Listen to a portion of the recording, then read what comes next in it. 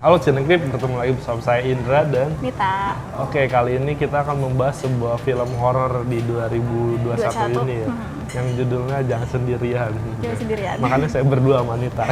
Jadi film ini disutradarin sama Exjo yang dulu nyutradain si film Garuda. Jangan Sendirian ini menceritakan tentang 4 orang yang mengalami kejadian-kejadian menyeramkan saat mereka lagi sendirian. Di awal filmnya juga disebutin. Iya. Ada 4 tokoh yang akan mengalami peristiwa menyeramkan. Iya, katanya. saat mereka sedang sendirian. Saat mereka sedang sendirian. Padahal ya langsung Jadi, aja kasih filmnya, gak usah diceritain. Iya, sesuai judulnya jangan sampai nonton sendirian ya. Iya, banyak yang walk out ya. Gak mau sendirian, Nggak nah mau aku sendirian. keluar lah. Iya, banyak menyerah karena mungkin terlalu horor banget ini, teror banget. Mencekam.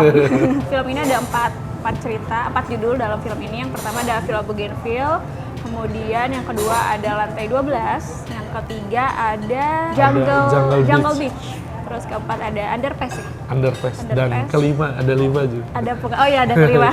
Satu lagi Pengakuan Terbalik. Iya. Gitu. Nah, kalau yang disuka keseluruhan dari film ini mungkin pas lukisannya yang posisinya berpindah, kemudian terakhir dia keluar terus main piano. Itu aja ya. Itu aja sih.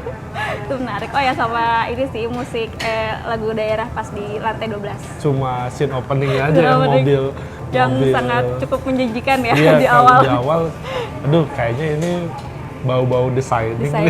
Bau-bau designing kan tiba-tiba bener nyampe ke villa. Kirain filmnya bakal kayak gitu ya. Pedesaan iya, gitu ya nggak apa-apa lah kalau sekiranya terinspirasi designing, terus ceritanya dia bikin lumayan kayak gitu juga nggak apa-apa, tapi kan tidak. Yang kurang mungkin musik skornya itu terlalu berlebihan gak sih? Kayak dari awal kita udah nggak dikasih babi bu, langsung diteror, langsung musiknya mencekam, itu udah dari awal banget. Penjelasan tentang kalau misalnya di film yang judul yang pertama kenapa dia tinggal di villa itu gimana ceritanya. Oh, ini motifnya kayak gini emang karena ini filmnya omnibus mungkin kan. Jadi kita emang ngiranya awalnya omnibus. Iya, soalnya ya itu kan ada judul di dalam film. Judul di dalam film.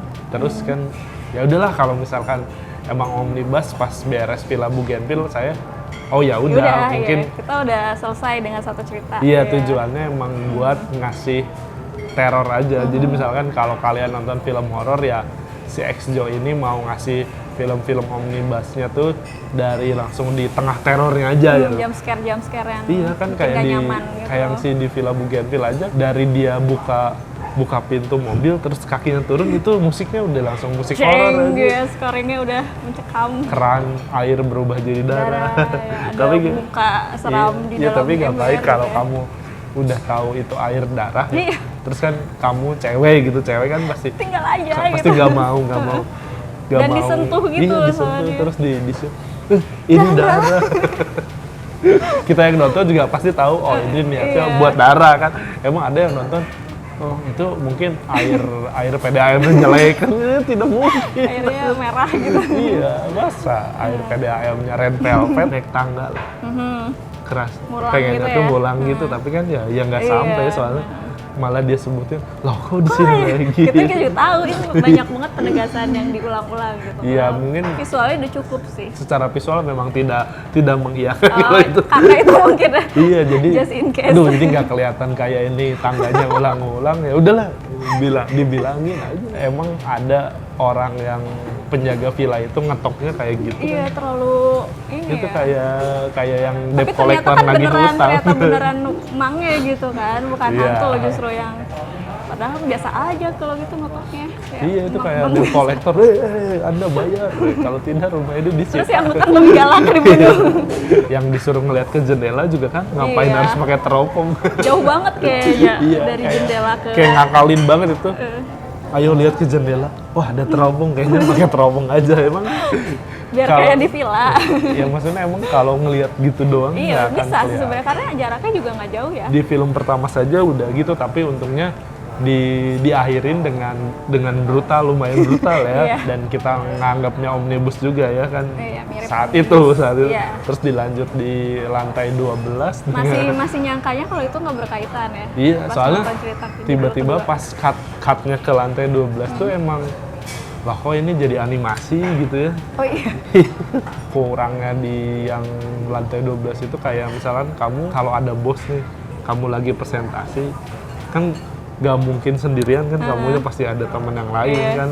Terus kan bosnya juga nggak mungkin sendirian banget, nggak mungkin cuma kamu berdua sama bos yang ada di kantor itu. Mana kantor ya bisa diibaratkan di gedung tinggi gitu kan, nggak mungkin, pasti ada OB-nya pasti belum balik lah, siapanya. Sama yang di lift juga ya kan, dia tuh balik lagi ya ke lantai 12 habis dari bawah. Iya, tapi itunya balik lagi nyatanya buat apa? Ngapain? Biar kayak lama gitu nggak bisa keluar apa gitu? Atau yang ngabisin durasi aja. Soalnya kan filmnya cuma 85 menit. Bisa jadi. Aduh, ngapain lagi ini? Terus yang di parkiran juga kan lagi takut-takut. Tiba-tiba dia ada itu di parkiran ada pacul, ada bisa ada kapak gitu. Ya kan gini loh. Aku kan di situ ngelihatnya visualnya ngelihat pacul ya. Jadi dia mau bawa pacul nih, kira aja aku. Ternyata pacul di GDE tiba-tiba bawa kampak. Ternyata yang diambil kampak ya? Saya tidak melihat di situ ada kampak loh, tolong. Tapi yang Jungle Beach dulu nih, yang Jungle Beach lanjut ke Jungle Beach. Gini loh, nggak masuk akal teh. Kamu ada rumah di pantai lah, ibaratkan. Terus kamu pengen lari nyari inspirasi. Itu settingnya nggak gitu dong.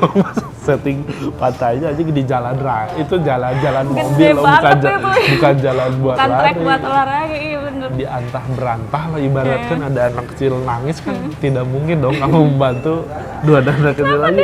Dek, adanya pergi dicari lagi, tiba-tiba tersesat di hutan.